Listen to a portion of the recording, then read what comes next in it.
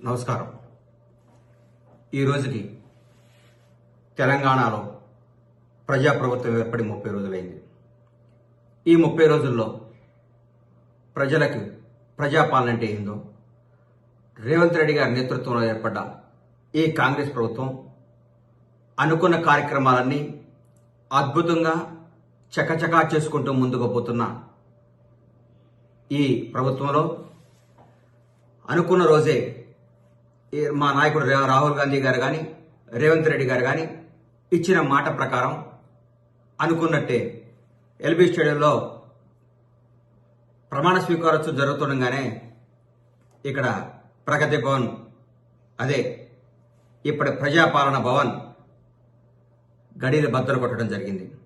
2 రోజుల్లోనే 2 కార్యక్రమాలు చేయటం, ఎన్నో అద్భుతమైన పథకాలు చేసుకోవటం, భారతదేశంలో ఉన్న ప్రతి ఒక్క ప్రధానమంత్రితో పాటు ప్రతి మంత్రి దగ్గరికి పోయి మన రాష్ట్రం గురించి, మన రాష్ట్రానికి రావాల్సిన నిధుల గురించి మాట్లాడుకోవటం, ప్రతి ఒక్కళ్ళకి రాజకీయం చేయకుండా ప్రజాపాలన అంటే ఏంటో, ప్రజలకు చేరువై ప్రజలకు న్యాయం ఎలా చేయాలో ప్రజల కోసం 20 గంటలు తప్పిస్తున్న ముఖ్యమంత్రి రేవంత్ రెడ్డి గారు.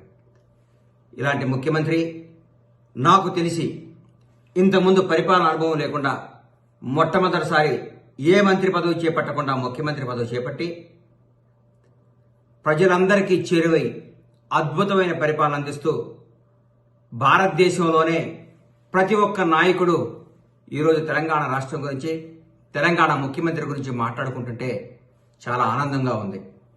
రేవంత్ రెడ్డి గారి నాయకత్వంలో రాబోయే 5 సంవత్సరాల్లో తెలంగాణ రాష్ట్రం భారతదేశంలోనే నంబర్ 1 రాష్ట్రంగా తీర్చిదిద్దుతారు. అన్యాయాలు లేవు, అక్రమాలు లేవు, దురపాలన లేదు, దౌర్భాగ్యమైన జీవితం అనుభవించాల్సింది లేదు. ప్రతి ఒక్కళ్ళు నిజాయితీగా ఆనందంగా గడుపుతున్నారు ఈ 30 రోజుల నుంచి.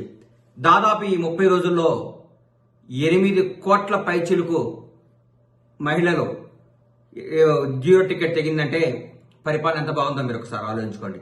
ఇదే కాదు, ప్రతి ఒక్కటి ప్రజల కోసం, ప్రజా శ్రేయస్సు కోసం, ప్రజల సంక్షేమం కోసం తెలంగాణ కాంగ్రెస్ ప్రభుత్వం చకచకా దూసుకుపోతున్న విధానం చూస్తుంటే ఆనందాన్ని ఇస్తుంది, అద్భుతం అనిపిస్తుంది.